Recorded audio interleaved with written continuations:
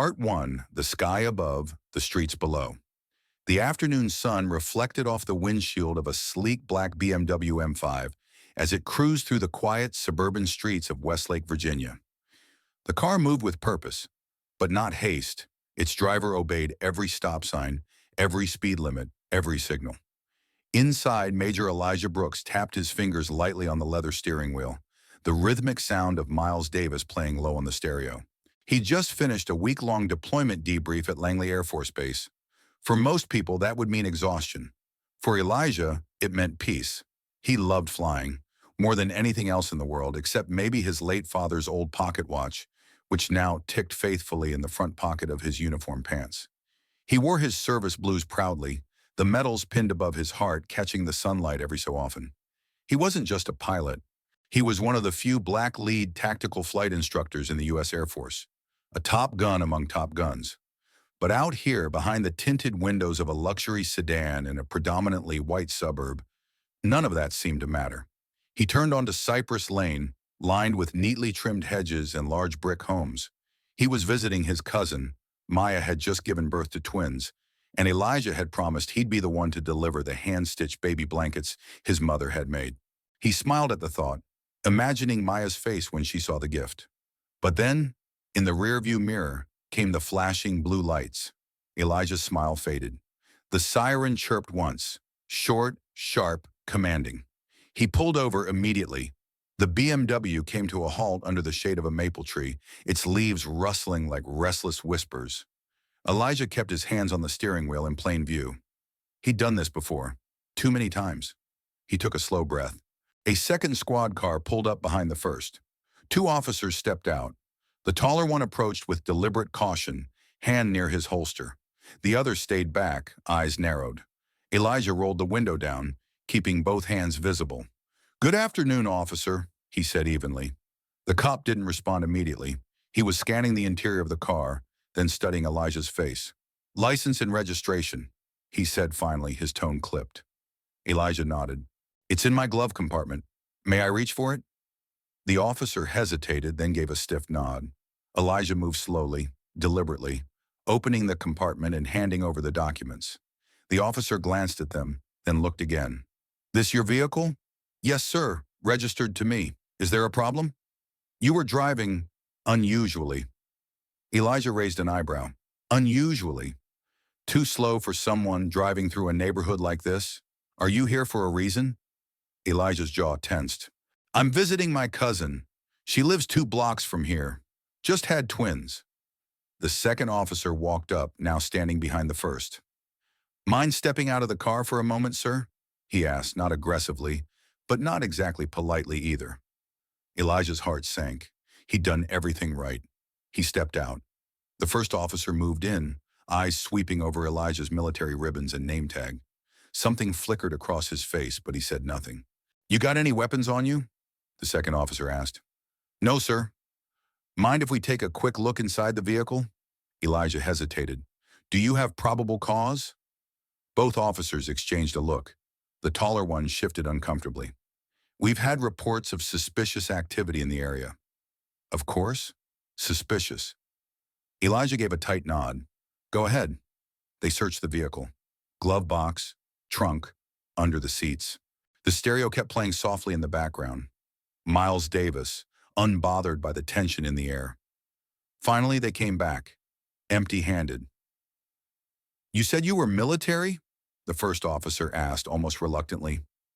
Elijah pulled his wallet from his back pocket and handed over his Department of Defense military ID. The officer stared at it. Then again. Major Elijah Brooks, U.S. Air Force, Tactical Flight Commander, Clearance Level 4. The younger officer leaned over to look as well. There was a moment of silence, a long, awkward pause filled with shifting feet and cleared throats. The first officer began. "We didn't realize. Sorry, sir." Elijah let the silence sit between them. He looked them both in the eye. "You didn't realize what?" he asked calmly. The officer's face flushed. "We just saw the car and you thought a black man in a nice car must have been up to no good?" The words hung in the air like smoke. Neither officer responded. Elijah took his ID back. "Do me a favor," he said, his voice low but firm. "Next time you pull someone over, try seeing a person before you see a problem." He turned, got back into his car, and drove away slowly, leaving the flashing lights behind. Part 2. Echoes of Silence. The rest of the drive to Maya's house was a blur. Elijah's fingers tightened around the steering wheel, knuckles pale against the leather. The weight of the encounter pressed on his chest like gravity. It wasn't the first time something like this had happened, but for some reason this time felt heavier, like a thread had snapped inside him. He parked outside Maya's modest brick home, the sound of children's laughter drifting faintly from the backyard. A tiny blue balloon floated lazily near the mailbox. "Welcome, babies," it read in crooked marker. He sat there for a moment, engine off, breathing slowly. Then he climbed out. Maya opened the door before he could knock. Her face lit up. "Elijah," she cried, wrapping him in a one-armed hug, the other cradling one of the twins against her chest. Come in, come in. What took you so long?" He forced a smile. "Got held up. You good?" He hesitated. "Yeah, I'm good. Just tired." Inside, the house smelled like vanilla, baby powder, and warm life. Maya's husband, Jordan, was bouncing the other twin in a blanket-covered rocker. "Uncle Eli," he grinned. "You finally made it. Want to hold this little dude?" Elijah nodded and let the small, sleepy infant be handed into his arms. The baby blinked up at him, yawning wide, pink gums exposed. A perfect human, untouched, unjudged, safe. "I brought the blankets Mom made," Elijah said quietly, shifting the baby to one arm and retrieving the package from under his coat. Maya gasped with delight. As the twins were tucked in and the adults settled around mugs of decaf on the porch, Maya noticed her cousin's far-off stare. "You sure you're all right?" Elijah sighed. "I got pulled over." Maya's face tightened. "Again?" "Yeah, this time right around here, in uniform, in broad daylight." Jordan shook his head. "Damn. And let me guess, nothing but the usual excuse?" "They said I was driving unusually, then asked if I owned my own car, then searched it." "They searched it?" Maya asked, outraged. Elijah nodded. "Didn't even apologize properly until they saw the military ID." Jordan leaned forward. "You should file a report. This kind of thing doesn't stop unless we hold people accountable." Elijah looked away. "They won't change because of a report. They didn't see me. They saw my skin. Everything else came second." The silence settled like a fog around them. "But you know what hurt the most?" Elijah continued. "It wasn't the suspicion. I'm used to that. It was the look on his face when he saw the ID, like he suddenly realized I was a real American, as if I wasn't one before." That night, Elijah returned home to his quiet apartment overlooking the Potomac River. He pulled off his uniform slowly, folded it with military precision, and placed it gently on the chair beside his bed. He stared at the mirror. Who was he without the stripes? Without the bars, the medals, the flight hours? Just another suspicious-looking black man in a nice car? He sat down and opened his laptop. His inbox was full of flight training rosters, command memos, and promotion schedules. But one subject line caught his eye. Invitation to speak, National Youth Leadership Summit, Washington, D.C. He clicked. "Major Brooks, we would be honored if you could speak at our opening session on Leadership Through Adversity. Your story inspires countless young people, especially young men of color striving to find their place in America. Please let us know if you are available." He closed the email, heart pounding. The next day, Elijah drove to the base, but this time with a different fire in his chest. He met with his commanding officer, Colonel Whitmore, an older white veteran with a sharp mustache and a sharper mind. "You all right, son?" Whitmore asked as Elijah entered. "I need some time off, sir. A few days." Whitmore raised an eyebrow. "That's unusual for you." "I need to do something." There was a pause. Then Whitmore nodded slowly. "You've earned that." As Elijah turned to leave, Whitmore added, "If this is about what I think it's about, just know, not everyone in uniform forgets what it means to wear it. Some of us see you, Major. Always have." It was one of the few times Elijah felt truly acknowledged. No pity, no awkwardness, just truth. 2 days later, the auditorium at the National Youth Leadership Summit buzzed with energy. Teenagers from every corner of the country had gathered. many dressed in ROTC uniforms, others in jeans and sneakers, but all carrying wide eyes and notebooks. When Elijah walked onto the stage, the applause was polite, curious. He began without preamble. "I want to talk about perception," he said into the mic. And he told them everything. About the long hours in flight school, the grueling missions overseas, the medals, the promotions. Then about the traffic stop, the looks, the assumptions, the awkward apology. "But here's the thing," he said. "I wasn't angry because I was pulled over. I was angry because I had to show them a card to prove I mattered, that I had to validate my existence through service, just to be seen as more than a threat." The crowd was silent. "I wear this uniform with pride, but I shouldn't have to wear it to be respected." Applause erupted, not the polite kind this time, but thunderous, lasting. Elijah scanned the crowd and saw in their eyes something that shook him. Reflection, understanding, hope. Back in Westlake, the two officers from the stop, Officer Reynolds and Officer Dorsey, were sitting in their cruiser on break, scrolling through the news. "Hey," Dorsey said, holding up his phone, "isn't this the guy we—" On the screen was a clip of Elijah's speech. It had gone viral. The caption read, "Black military pilot shares powerful message after racial profiling incident." They watched in silence. Reynolds finally exhaled. "Damn." Dorsey rubbed his chin. "We messed that up." Reynolds nodded. "Yeah, big time." For the first time in a long time, the silence between them was not just uncomfortable, but revealing. Part 3, Conversations in the Mirror. It started with a clip, just 3 minutes of Elijah's speech, shot from the second row by a high schooler named Jamal, with shaky hands and a big heart. By the next morning, it had racked up 2 million views. By nightfall, it hit 7. Major Elijah Brooks, once a name whispered among elite flight circles, was now a trending hashtag. "See you, Major, my cha, more than a uniform. This is America." In a modest apartment in Atlanta, an elderly black veteran named Leonard Jenkins sat in his recliner, tears welling in his eyes as he watched the clip for the 5th time. His granddaughter peeked into the living room. "Grandpa, you okay?"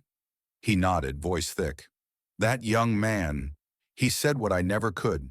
At the Westlake Police Department, the ripple effect had reached Chief Catherine Morley's desk.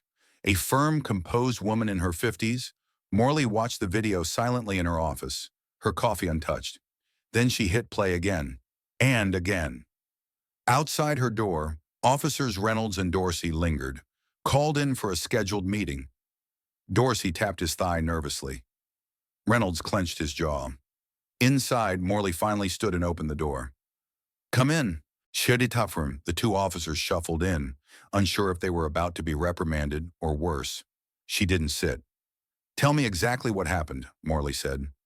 They did everything. The stop, the questions, the ID.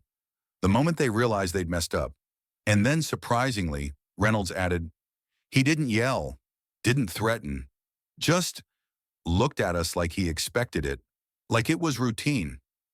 Dorsey added quietly, "It shook me more than if he had yelled." Chief Morley folded her arms. "So what now?"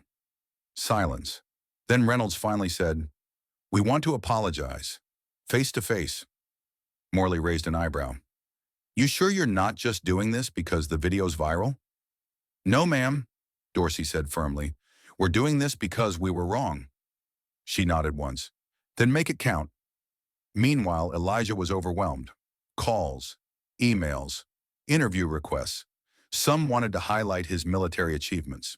Others just wanted the story about the stop, as if it were some juicy piece of drama. He declined them all, except one. The Journal of Military Leadership, a publication that had long ignored stories of racial experience within the armed forces, offered not just a feature, but full editorial control. That Elijah agreed to. He sat at his dining table, the same place he used to plan flight formations and write condolence letters for fallen comrades' families, now scribbling down a new mission: truth. On Sunday morning, Elijah walked into Grace Hill Baptist Church, his childhood church. Heads turned, people stood, some clapped. His pastor, Reverend Joseph Monroe, hugged him tight. "You lit a fire, son," the older man said. "You turned pain into power." During service, Monroe invited Elijah to the pulpit, not to speak, just to stand. The congregation rose to their feet. No words, just unity. 2 days later, a letter arrived at Elijah's base address. No return name, just WPD stamped in the corner. Inside, a simple, handwritten note. Major Brooks, we owe you an apology, not just for the stop or the assumptions, but for not seeing the full human standing in front of us. If you're willing, we'd like to meet you, to listen, not as officers, but as men. Reynolds and Dorsey Elijah read it twice, then again. For the first time since the incident, something inside his chest eased. Not forgiveness, not yet, but maybe a beginning. The meeting happened in the small community center gym, empty except for folding chairs and the distant echo of a basketball bouncing in another room. Elijah wore jeans and a plain black sweater. The officers came in uniform but left their belts and duty gear outside the room. The three sat facing each other. No script, no crowd, just conversation. I grew up 2 blocks from where you pulled me over, Elijah began. Reynolds blinked. I didn't know that. You didn't ask. Dorsey leaned forward. What you said in that speech, it stuck with me. I've pulled over a lot of people, but I never thought how my presence felt to them. Only how they looked to me. Elijah nodded. That's what bias is. It's not always hatred. Sometimes it's habits we don't question. Reynolds cleared his throat. I grew up in a town where we barely had black families. I joined the force thinking I'd be protecting people, but I never realized some people might need protection from me. They spoke for over an hour. At the end, Elijah stood, extended his hand. Both officers shook it. It didn't erase the past, but it added something new to it. Understanding. That night, Elijah sat by the window again, the river outside reflecting the city's quiet lights. He opened his laptop and began typing his article for the Journal of Military Leadership. It began with a simple line. Before I ever flew above the clouds, I had to learn to survive below them. Part 4. The Flight Plan Forward. Elijah hit send. The article, titled Between Two Altitudes, Serving a Country That Doesn't Always Serve You Back, was now on its way to the editorial team at the Journal of Military Leadership. He exhaled, leaned back in his chair. Outside, early evening had begun to spread its soft colors across the sky. The Potomac shimmered under the last rays of sunlight. For the first time in weeks, Elijah felt like he could breathe. His phone buzzed. It was a message from Maya. You better turn on the news, like right now. He flicked on the TV, heart rate rising. And the man behind the viral speech, Major Elijah Brooks, is gaining national attention, not just for his military service, but for sparking conversations about race and recognition within law enforcement and the armed forces. Elijah's face appeared on the screen, still from his speech, framed with the headline, The Pilot Who Grounded a Systemic Truth. He rubbed his temples. This wasn't what he wanted. He never asked to be a symbol, and yet something inside him stirred. Maybe the world was ready for more than symbols. 3 days later, Elijah received a call from the Pentagon. A formal-sounding woman introduced herself as Commander Ann Lockhart from the Public Affairs Division. We'd like you to speak at an internal military conference, she said, to address bias and inclusion within leadership ranks. Elijah hesitated. You realize I'm not exactly saying what the system wants to hear? We don't want PR, Lockhart replied. We want truth. The conference was held at Fort Belvoir in a stark auditorium filled with rows of high-ranking officers, senior enlisted personnel, and a few civilian liaisons. These were people who moved entire units, managed missions across continents, commanded millions of dollars in assets. But Elijah commanded the room. He spoke not just of his encounter with the police, but of the silent, accumulated microaggressions within the military, questions about his credentials, subtle doubts about his judgment, looks exchanged when he was introduced as the lead. Then he pivoted. I don't say this to accuse, Elijah said.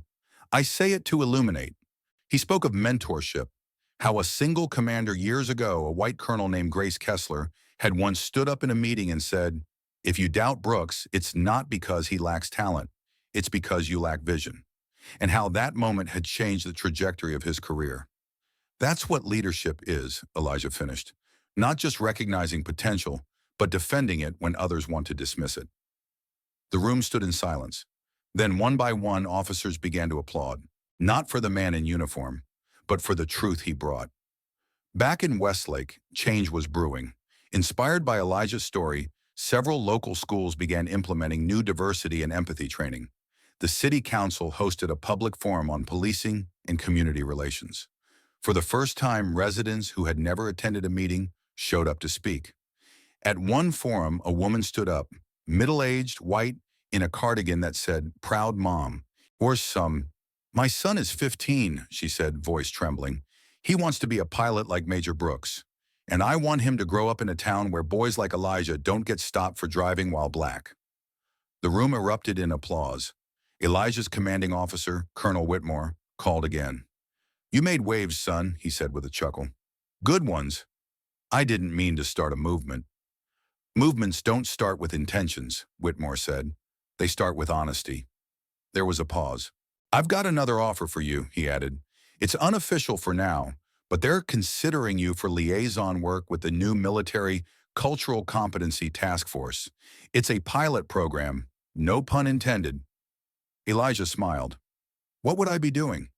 "Traveling, listening, training command teams on how to lead more inclusively, and being the voice a lot of us didn't have before." Elijah was silent for a moment. "I'll do it," he said, not because he needed more medals, but because someone had to fly this higher. A week later, Elijah returned to the Westlake Community Center, not for a private meeting this time, but to speak at a youth leadership night organized by the local chapter of the NYCC. The room was full of young faces, Black, Latino, Asian, white, kids from every background, some in ROTC uniforms, others in oversized hoodies, a few with notebooks, most just curious. He stood in front of them. No podium, no PowerPoint, just him. "I was once told I couldn't be a pilot because people like me didn't fly jets," he began. He let that hang. "And yet, here I am." The kids leaned in. "I didn't get here by ignoring the world's problems. I got here by flying straight through them." Hands shot up. Questions flew. "How do you deal with people who underestimate you? What if you're afraid to speak up? What if nobody listens?" Elijah answered each with honesty. And when one boy, barely 14, with braces and a shy smile, asked, "Do you think I could be like you?" Elijah didn't hesitate. "No," he said, then grinned. "You can be better." That night, as he walked to his car, a familiar figure approached him. It was Officer Reynolds. "Major," he said, not as a greeting, but a show of respect. Elijah nodded. "I've been attending the community meetings," Reynolds said, "voluntarily." Elijah was quiet. "I can't undo what happened," the officer continued, "but I can learn, and maybe help change what happens next." Elijah extended his hand. This time there was no tension in the handshake, only resolve. Part 5. Turbulence at High Altitude. The first time Elijah noticed the backlash, it came wrapped in politeness. A senior official at the Department of Defense, someone he'd met once at a ceremony, sent an email laced with compliments about his bravery and public composure, followed by a gentle suggestion: "Perhaps it would be wise to moderate your public comments going forward. You're becoming the face of something larger, and that carries risk. We wouldn't want to undermine institutional trust." He reread the line twice. Undermine institutional trust. Elijah stared at the screen, the cursor blinking like a slow, passive threat. He didn't reply. Later that week, while reviewing base-wide training schedules for the Cultural Competency Task Force, he noticed his name had been quietly removed from the keynote speaker slot at an upcoming Air Force conference. No explanation, no warning. He called Colonel Whitmore. "Sir, was this your call?" Whitmore sighed. "No, Brooks, it wasn't. In fact, I pushed to keep you on the schedule." "And then who made the change?" "The Office of Strategic Communications. They're getting nervous. Think you're becoming too political." Elijah laughed bitterly. "So truth is political now?" "Always has been," Whitmore said. "But don't let them ground you. You've got more eyes on you now than ever. What you do next matters." And Elijah did keep flying. He traveled to 5 different military bases across the country in 2 months: California, Texas, New York, Georgia, and Illinois. meeting with officers, cadets, and civilian personnel. Each stop was different. Each audience had different questions, different reactions, but everywhere he went, the story of that traffic stop followed him. Some wanted to support him, others wanted him to shut up, and a few just wanted to understand. One evening, while on base in San Antonio, Elijah met a young female airman named Tasha Caldwell. She waited until after the session to approach him privately. "I just wanted to say thank you," she said quietly. "You gave me language I didn't have before." Elijah tilted his head. "Language for what?" "For how it feels when you wear this uniform and still get followed in stores, or how your voice gets ignored in briefing rooms until someone else repeats what you said." She swallowed hard. "It makes you feel invisible, like you have to work twice as hard just to be seen." Elijah nodded. "You're not invisible. You're flying. And the higher you go, the more turbulence you'll hit. But that's also where the view's clearest." Tasha blinked fast, then smiled. But the turbulence hit him too. News outlets began to frame him in split lights. Left-leaning platforms called him the pilot pushing the military into the 21st century. Conservative commentators accused him of injecting race into a field that demands unity. One viral post on social media read, "Elijah Brooks is a disgrace, using his uniform to push a woke agenda. If you don't like how the system works, leave the system." That one hit hard, because Elijah had given his entire adult life to the system, and now people were telling him he didn't belong in it. Back in D.C., Maya noticed the change in his voice during their calls. "You okay, Leah?" she asked one evening. "I'm fine," he said too quickly. "No, you're not. Talk to me." He paused and then said, "You ever feel like the more you tell the truth, the more people want to silence you?" "All the time," Maya said. "But if you stop talking, they win." He exhaled. "I didn't mean to become this. I just wanted to serve, to fly, to live. Now I'm a headline." "You're more than a headline," she said. "You're the reason my kids might grow up in a world where they're not judged before they open their mouths." That night, Elijah opened his email again. This time, it was a message from Commander Ann Lockhart, the same woman who'd first invited him to speak at the Pentagon conference. "Major Brooks, internal pushback is increasing. Some leaders are calling for your public appearances to be paused until further notice. I know this is unfair, but I also know you. Stay the course." Commander Lockhart Elijah sat still for a long time. Then he stood, walked to his window and looked up. The stars were bright, but even stars, he knew, burned through resistance to shine. Part 6. No turning back. The silence inside Elijah's apartment felt heavier than usual. No Miles Davis playing, no quiet hum of the ceiling fan. Just the sound of thoughts crashing like waves. He had just returned from a high-level meeting at Joint Base Andrews. A closed-door debrief that wasn't exactly a meeting so much as a veiled disciplinary warning. 3 senior officers, no eye contact, no open hostility, just tight smiles and phrases like, "Your recent media presence, while understandable, is proving complicated. We advise a lower profile until further notice. Of course, we're proud of your service, Major Brooks." It was the word "advise" that lingered like smoke in his lungs. They weren't telling him to stop. They were daring him to keep going. That night, Elijah called Colonel Whitmore. "I'm thinking of submitting my retirement papers." There was a pause on the other end. "I wondered when that might cross your mind," Whitmore said softly. "I didn't sign up to be a public figure. I signed up to serve. But if service means staying silent while the system eats itself from the inside, then maybe I'm done." "You sure this isn't just frustration talking?" "Maybe, maybe not. But what I've seen, what I've felt, I can't unsee it." Whitmore exhaled. "Whatever you decide, I'll back you. But just know, walking away doesn't mean you stop leading. Sometimes the real mission begins after the uniform."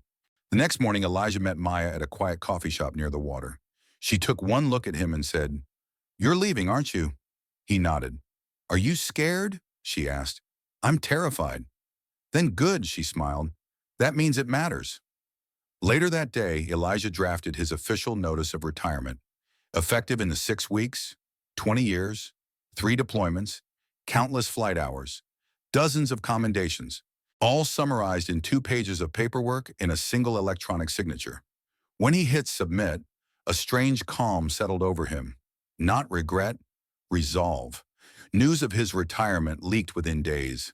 Some celebrated it, called it a quiet victory for those who had pushed for his silencing. Others mourned it, especially the younger officers and enlisted members who saw in Elijah something rare. Honesty without bitterness, courage without ego. Tasha Caldwell, the young airwoman he met in San Antonio, posted on her base bulletin board, "He flew for us. Now we keep flying because of him." The Air Force offered him a modest ceremony. Elijah declined the formalities. Instead, he chose something smaller, a hangar at Langley, with a few close colleagues, mentors, and students. No speeches, no fanfare, just memories. One of his earliest flight instructors, an old black veteran named Sergeant Willis, came up to him, tears in his eyes. "I never thought I'd live to see someone like you take it this far," he said, voice breaking. "You carried more than a jet up there, son. You carried us." Elijah moved out of his base apartment a week later. He wasn't sure what was next. A few think tanks had reached out. So had some universities. Even a publishing house sent a preliminary book offer. But none of that felt urgent. For now, he just wanted to breathe freely. He rented a cabin near the Shenandoah Mountains. No internet. No phone reception. Just trees, sky, and silence. He spent his mornings hiking, his afternoons writing, and at night he'd lie under the stars and remember every mission, every mile, every moment where the sky reminded him who he really was. Then one morning, a letter arrived, hand-delivered, handwritten, and sealed in a plain white envelope. It was from Officer Dorsey. "Major Brooks, I heard you retired. I just wanted to say, your story changed me. I applied for a transfer to community engagement. Never thought I'd say that. But after our meeting, I realized I couldn't keep patrolling neighborhoods I didn't understand. I want to be part of the solution. Thank you for giving me the mirror I didn't know I needed. Dorsey." Elijah folded the letter carefully. Sometimes change didn't roar. Sometimes it whispered.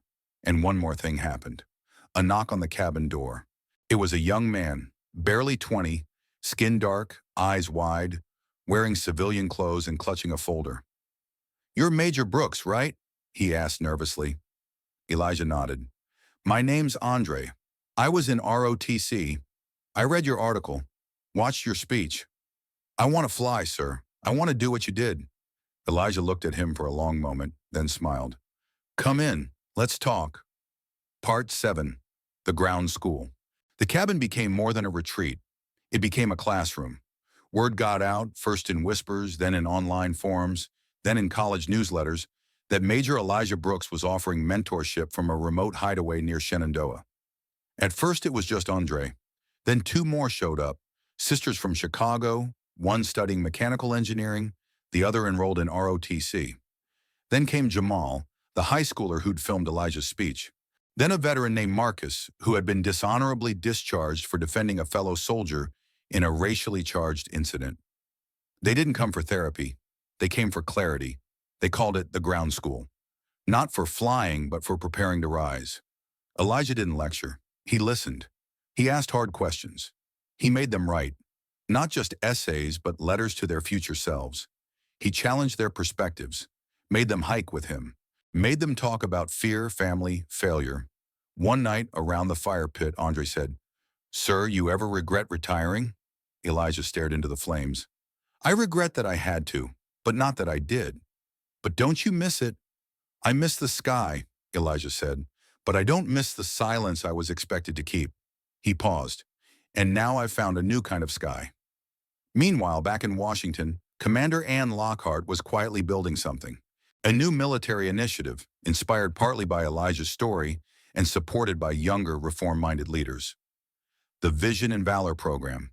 Its goal to create a national leadership curriculum on ethical command, racial equity, and character development, focusing on the human behind the uniform. Ann called Elijah one rainy morning. "You laid the groundwork," she said. "We want you to help build it." "I'm not in the system anymore," he replied, "but you still speak its language better than anyone." He hesitated, then said, "Tell me what you need." Elijah returned to D.C. for the first time in months. No uniform, no rank, just presence. He sat in a circle with cadets from all over the country. White, black, Latino, Asian, indigenous. He watched them debate ethics, discuss unconscious bias, wrestle with leadership dilemmas. He saw something he hadn't seen in years. Hope. A young female cadet from Alaska asked, "Sir, what do you do when the system tries to erase you?" "You don't let it," he said. "You show up anyway. You take up space, and when someone tells you to sit down, stand taller." He was invited to speak at Howard University, then Morehouse, then West Point.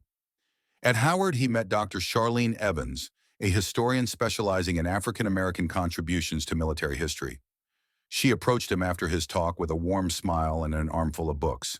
"I've been waiting for someone like you," she said, "not just to make history, but to teach it."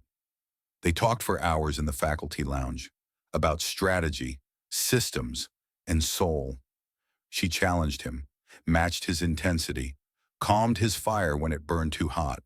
Their conversations turned into lunches, then dinners, then something neither of them had expected: a second wind. One night, Elijah sat under the same stars he used to trace as a child, Charlene beside him. He said, "Sometimes I still wonder if I did the right thing walking away." She smiled gently. "You didn't walk away. You walked through. You stepped out of a cockpit so you could teach others how to fly without one." He looked at her, the firelight dancing in her eyes. Maybe love, like justice, didn't always come when you called it, but it showed up when you were finally ready to see it.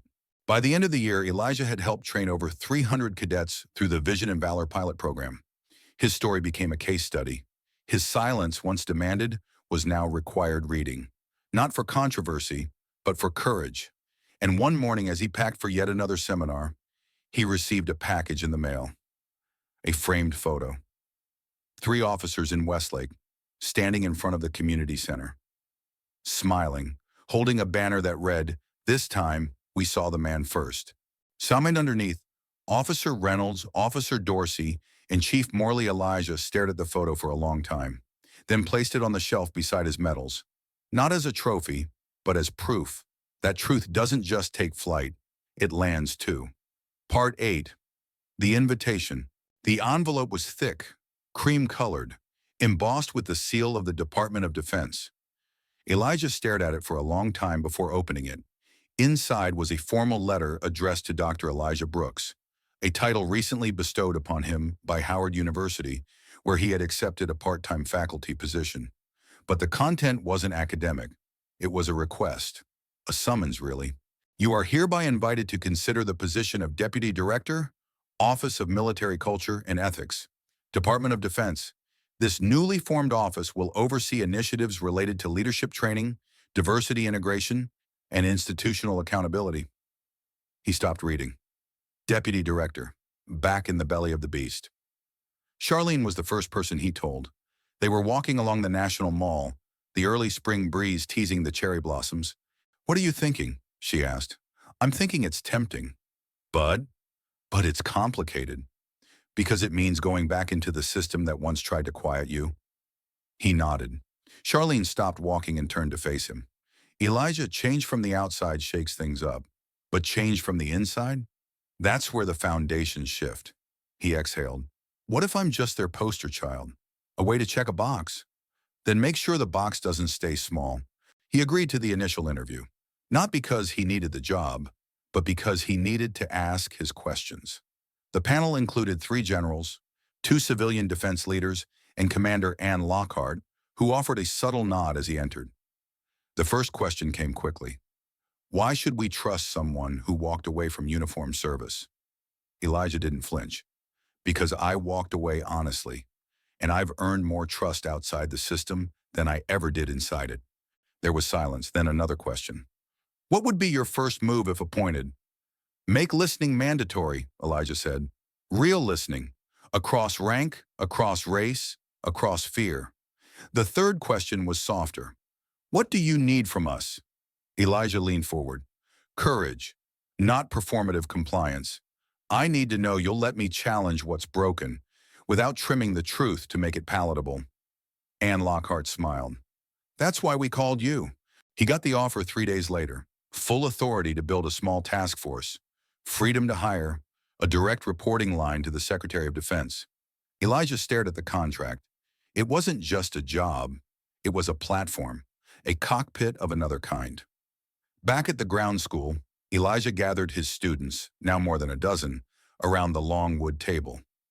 I've been asked to take on a new role, he told them. One that might pull me away from here. Andre looked up, alarmed. You're leaving? I'm not leaving you, Elijah said. I'm expanding the mission.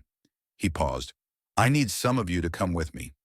The room went still, not just as students, as advisors, as voices, as future leaders who aren't afraid to confront old systems with new vision. One by one, they nodded. On his first day as deputy director, Elijah walked into the Pentagon wearing a charcoal gray suit and no military bars. Some saluted him anyway, out of habit. Others whispered, but most just stared, unsure whether he was a ghost of the past or the beginning of something new. His first act? He hung 2 framed photos on the wall of his office. One, a picture of his old squadron, in flight suits, standing on the tarmac before deployment. The other, a group shot of his students at the ground school, muddy boots and bright eyes smiling under the Shenandoah sun. Underneath, a plaque read, "The past gave me wings. The future gives me reason." In his first public address as deputy director, Elijah stood at the Defense Leadership Summit, facing hundreds of officers, policymakers, and military educators. He looked out at the sea of medals and uniforms, and then he began. I used to think the hardest part of flying was takeoff, the strain, the pull, the doubt that you'll ever lift off. He paused. But I was wrong. The hardest part is deciding to land differently than where you were told to. Part 9, the pushback. The resistance didn't come with banners or protests. It came with silence in meetings, delays in approvals, subtle edits to his memos that stripped them of urgency, and whispers, always whispers. He's making this too much about race. He's not one of us anymore. Used to be a good pilot. Now he's just political. Elijah knew the tactics. He'd studied them, taught others how to spot them. Institutional pushback rarely declared itself openly. It bled in quietly, like a slow leak in the fuselage. But leaks, if ignored, could bring down a plane. His first major proposal, a new leadership evaluation system that included peer feedback on ethical behavior and inclusion, was buried in pending review for 6 weeks. Another initiative, mandatory cultural competency training for officers above the rank of colonel, was quietly scaled back to optional. He confronted the Oversight Committee chair, General Rudd, a stone-faced man with 35 years in service and an affinity for silence's power. I thought we agreed on full implementation, Elijah said in a private briefing. Rudd didn't blink. We agreed to consider it, and it's being considered. With all due respect, General, consideration without action is institutional stalling. Rudd leaned back in his chair. You've been here 5 minutes. The system doesn't turn overnight. Elijah met his gaze.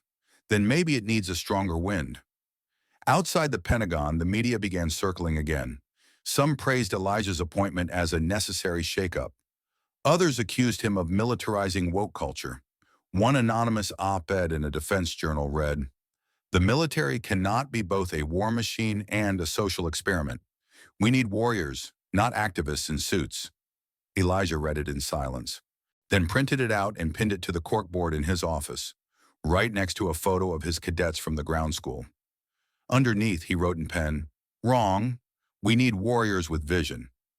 Charlene noticed his late nights. "You haven't slept more than 4 hours all week," she said, placing a hand on his shoulder. "I'm fine," Elijah muttered, eyes locked on a draft report. "You're not. You're trying to outwork a machine designed to exhaust you." He looked up, weary. "If I don't push now, they'll kill this program in its cradle. Then push smarter, not alone." The turning point came at the quarterly ethics review conference. Elijah presented a disturbing trend, a rise in disciplinary actions related to abuse of authority and racially coded language in high-ranking units, correlated with lack of mandatory leadership training.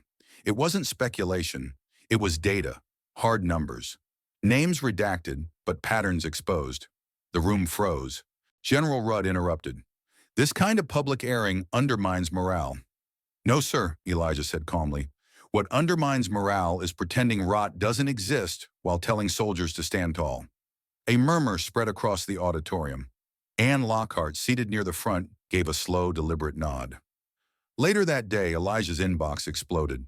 Some emails were support, dozens of officers and enlisted personnel thanking him for saying aloud what they'd experienced in silence.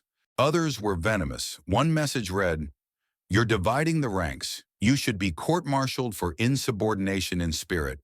But among them was a message from Colonel Grace Kessler, the woman who once defended him early in his career. Brooks, you've always flown against headwinds. Keep steady, I'm with you. Kessler. The next week, Elijah held a private roundtable with 5 former service members of color who had been forced out or quietly discharged after reporting bias. He didn't record it, didn't take notes, just listened and cried. Not openly, not for show, but silently as they spoke about lost careers, broken families, and the quiet theft of dignity. When it ended, one woman said, "I didn't think anyone at your level cared. I thought maybe we were just ghosts." Elijah shook her hand and said, "I see you. I hear you. And you're not ghosts. You're the compass." The following month, a quiet but powerful shift began. Anne Lockhart fast-tracked 2 of Elijah's delayed proposals. Several base commanders volunteered to pilot the new leadership feedback program, and General Rudd, after a closed-door meeting with the Secretary of Defense, retired. No statement, no ceremony, just gone. On a rainy afternoon, Elijah stood alone in his office, watching the droplets race down the window. Charlene stepped in behind him, holding 2 coffees. He turned, took one, and said, "I think we're finally climbing again." She smiled. "That's the thing about turbulence. You either fight through it or fall because you froze." Elijah raised his cup. To those who didn't freeze, they clinked their paper cups like crystal glasses. Part 10. The Final Altitude. 6 months passed. The Pentagon office that once murmured about his presence now buzzed with ideas he helped shape. The Vision and Valor program had expanded to all 5 service branches. Leadership seminars were being taught with case studies of both failure and courage, including Elijah's traffic stop. Recruitment officers began attending workshops not just on attracting diverse candidates, but keeping them. A culture was shifting, slowly but truly. Elijah stood at the back of the Arlington National Cemetery Chapel, attending the memorial of Colonel Grace Kessler. She had passed quietly without fanfare, just as she lived. When it was his turn to speak, he walked to the podium with a folded letter in his hand. "I wouldn't be standing here if she hadn't spoken up in a room that wanted her to be silent," he said. "She didn't fight with fury. She fought with integrity." He paused. "And she taught me that sometimes the best leaders are the ones whose names never make headlines, but whose courage echoes in those who follow." Outside the chapel, a young cadet waited. He looked no older than 20, fresh-faced, posture stiff with nerves. "Major Brooks?" he asked. "I mean, Dr. Brooks, sir." Elijah smiled. "What's your name, cadet?" "Martin. Cadet First Class Martin, sir. From the academy. I just wanted to say, your story. It's why I joined." "Thank you," Elijah said, shaking his hand firmly. "But I hope your story is even louder than mine." That night, Elijah returned home and did something he hadn't done in over a year. He opened the leather case at the bottom of his closet. Inside was his Air Force flight suit. He ran his hand across the fabric, the embroidered wings, the name patch. He didn't feel longing. He felt closure. He folded it carefully, placed it back, and shut the case for good. Weeks later, he received one final invitation, this time from the White House. A private ceremony, small, closed to press. The president wanted to recognize those making transformational contributions to leadership, equity, and national service. He arrived without expectation. When his name was called, the president shook his hand and said, "Major Brooks, you changed how we define service." Elijah didn't speak. He simply nodded, tears threatening. Back in Shenandoah, the ground school had grown. What started as a fire pit and a folding table now had cabins, classrooms, and a scholarship fund. and a motto carved above the main door.